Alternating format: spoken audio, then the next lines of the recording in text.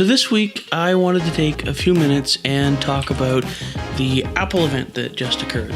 I don't really care to talk about the Apple TV or the watch, really. I mean, it's cool that the watch can make phone calls independently of your phone, but I don't really see it being that earth-shatteringly different otherwise.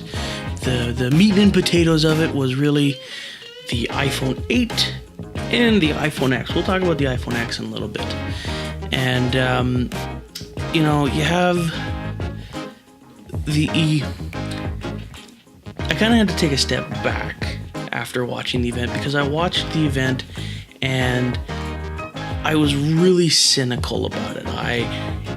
Anything that I could criticize, I basically found a way to criticize it. And it was just because it wasn't awe-inspiring.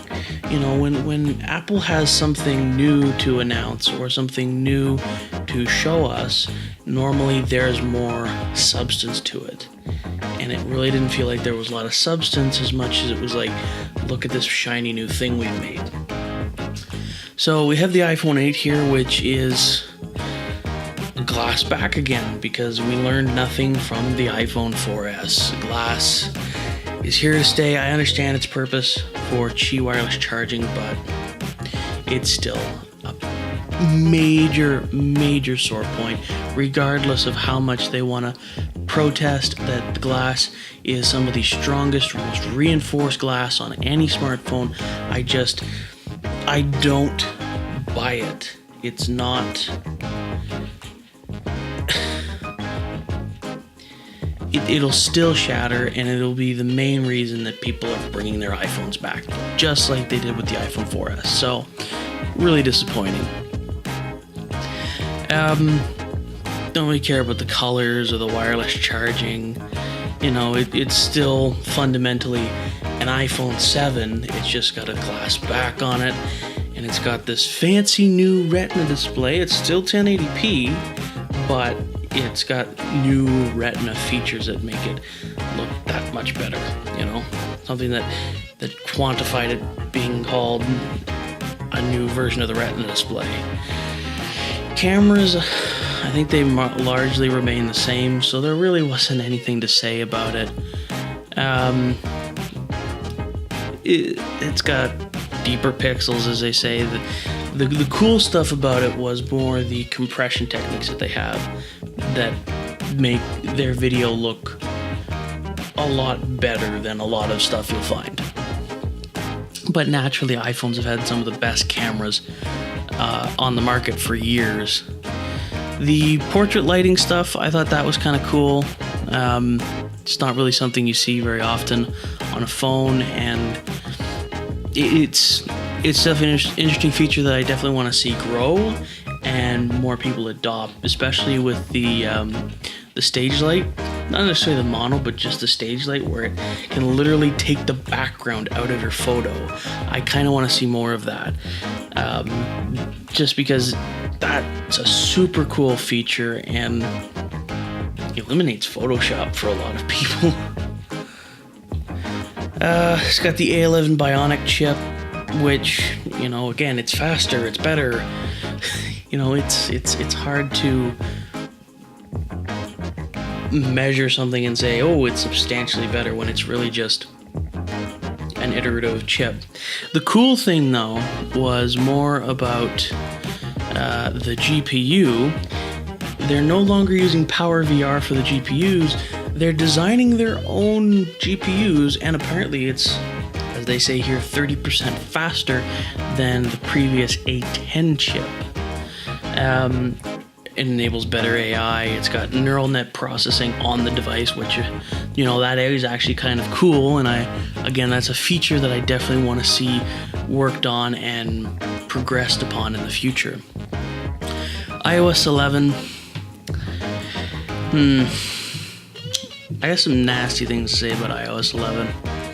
I've used the beta, so I've used beta right from beta 1, public beta 1, all the way up until the Golden Master that was released yesterday, I believe. And It's not good. It is, for all intents and purposes, a dumpster fire. It's not sure what it wants to be. The UI is all over the place. The multitasking is terrible, especially on the iPad, where they're like, oh, the multitasking is supposed to be the best it's ever been. But like a lot of the features, like the stuff we're able to drag, say, a photo from one app to another, it doesn't really work. And again, I was on beta software, but I saw the feature improve over time, and it still didn't really get better. And even in the Golden Master, it's still half-baked. It's not ready for prime time.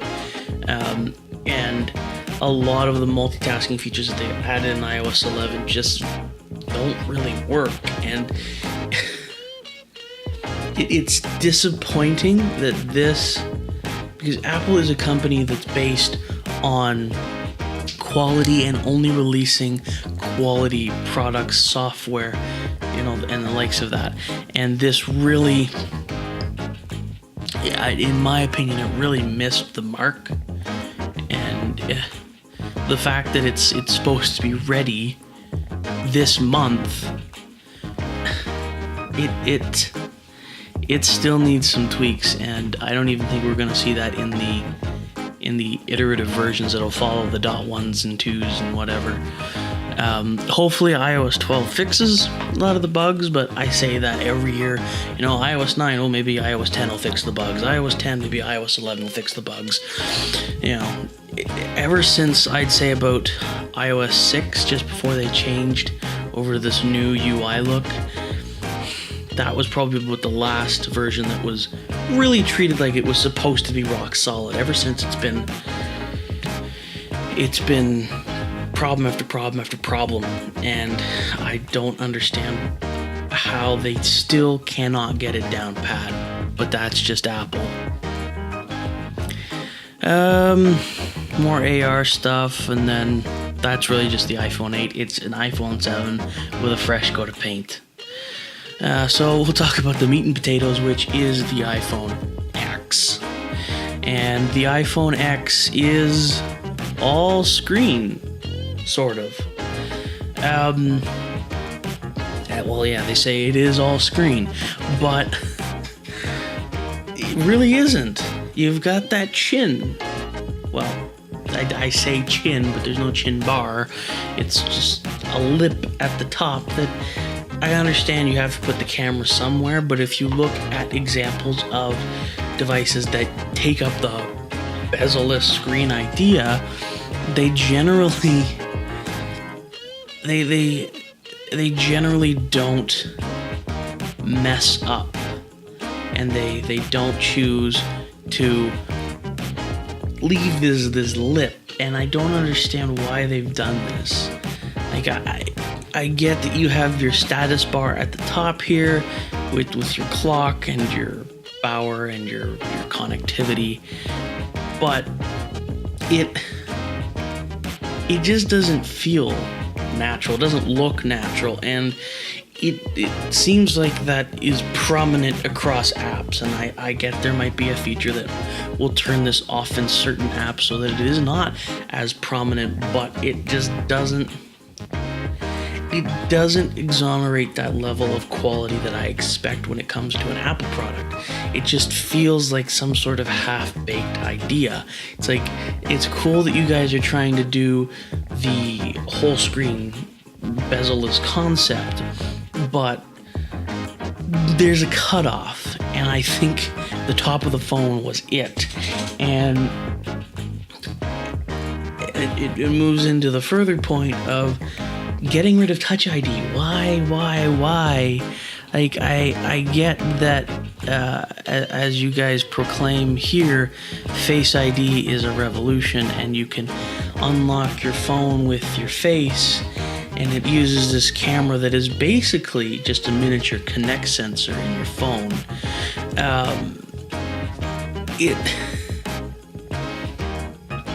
It's cool. I'm not sure how well it's going to work. I'm not going to knock the concept or the idea of Face ID because I want to see Face ID sort of progress in what I guess Apple is now considering a post-Touch ID world, but I don't think that my face is any better to unlock my phone than my biometric thumbprint. I think that the Touch ID worked so well, and trying to replace it with the face scanning could be better, could work, and I'm interested to see it in practice, but at the same time, it just doesn't seem like it would be the right thing, because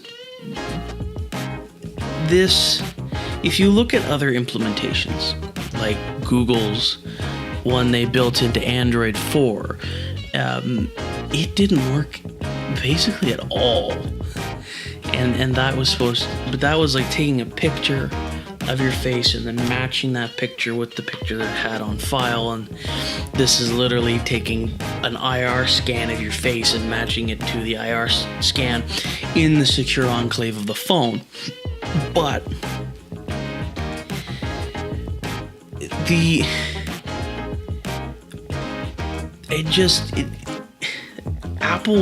Apple, it would be the company to do it right, and I hope they do it right, but it's just that we've seen these other implementations and they don't work really well. And Samsung has the iris scanning technology in a lot of their phones, and it doesn't work really well unless you start making a stupid face that then unlocks the device. But at the same time, it's like, in that time I could have scanned my finger, or I could have punched in my PIN. So you've rendered the whole point of your iris scanning, your face scanning, irrelevant. I hope that in future versions of the X iteration of the iPhone, they decide to bring Touch ID back. I know that it was rumored that they were working on getting Touch ID to work in the screen itself, and if they can get that technology pat down, that would be even better. I would much prefer that over Face ID. It's not that I have a problem with Face ID, it's just that until I see it in action, and when we saw it in action at the demo, it did not work on the first try. They had to get a backup phone. So I don't know. We'll have to wait and see until we literally see it in practice. So there's that. You can use it to pay for stuff. It can track your face with animojis, which I think are kind of weird, kind of cool, kind of weird type thing. Not really something I would use very often, but it's there. It makes use of that new camera, so I don't really have anything to say about that one. The cameras are really cool. It's got dual optical image stabilization, which would be fantastic for me, because my OnePlus One actually has no image stabilization, has digital image stabilization, and it's terrible. So I'm terrible at holding my phone steady to take pictures, so you get blur, you get jitter, you record a video with it and it does nothing but shake. So something like having dual optical image stabilization for both of the cameras, that's actually a really cool thing. The new sensor, I haven't seen any photos outside of the press conference, but I imagine typically with an iPhone, they're going to be fantastic anyway.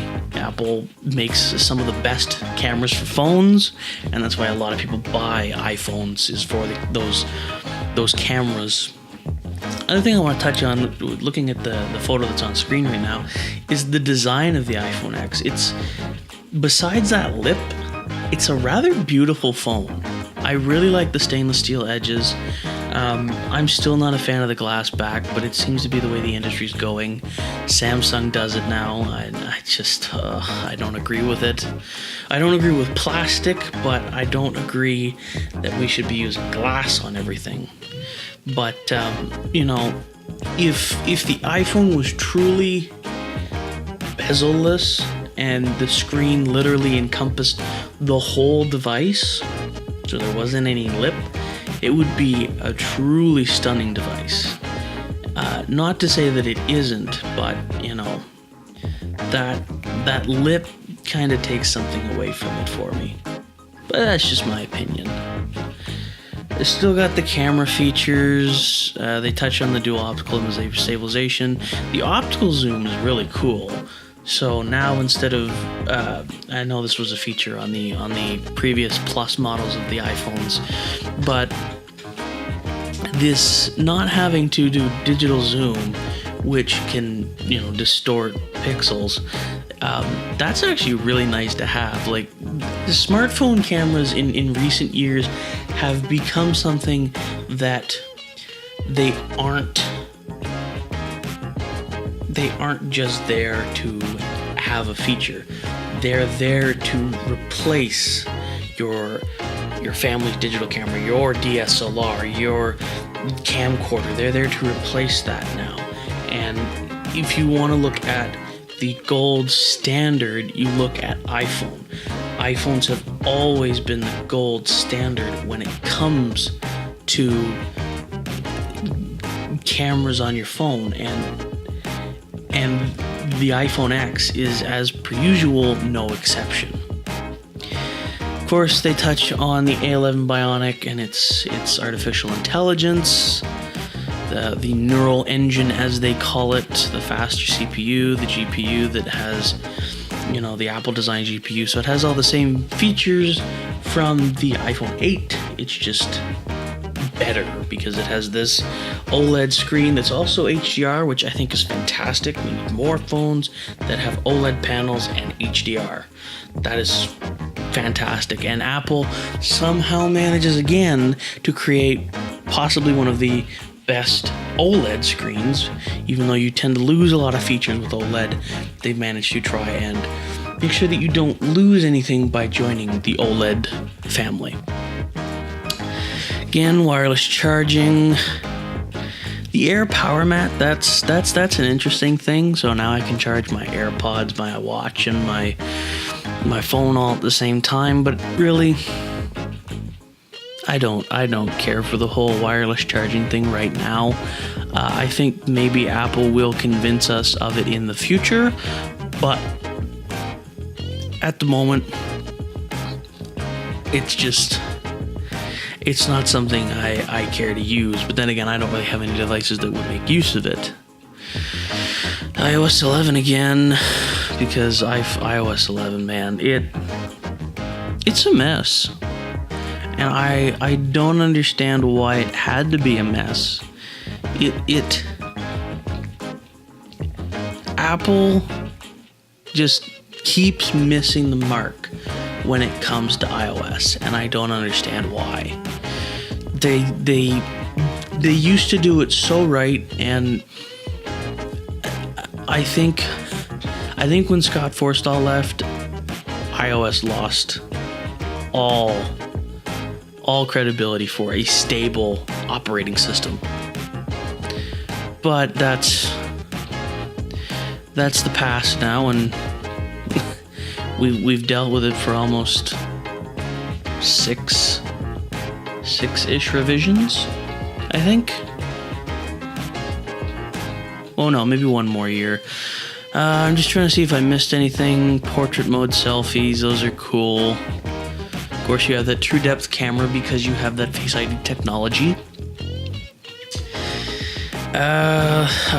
The glass. I really don't care for the glass. The thing that I like is that it is water and dust resistant.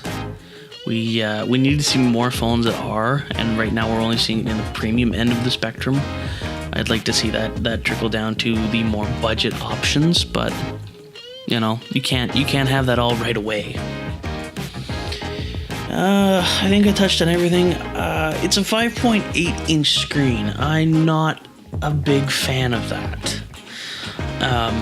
Not that that's terribly bigger than the iPhone Plus models, but like, this is 5.5 inches, my OnePlus One, and quite frankly, that's as big as I want a phone. I'm sure 5.8 inches is fine, but it's not something for me. It might be a little too bit big. I have to hold it in my hand. Maybe because it's bezel-less, it fits better because it's just 5.8 inches that properly works. I think I've covered most of the bases. It wasn't anything that truly impressed me, and it wasn't anything that made me say, I need to run out and buy this. Especially not at $1,300 Canadian. I definitely won't touch this with a 10-foot pole because it's way too expensive. I could buy a whole new computer for $1,300. So, definitely not for me. But I want to know what you guys think. Are you going to be picking up the iPhone X? Are you going to be picking up the iPhone 8? Are you going to be picking up anything Apple announced? Do let me know in the comments down below. If you aren't subscribed, please subscribe. Do consider dropping a like on this video. And I will catch you in the next one. Thanks.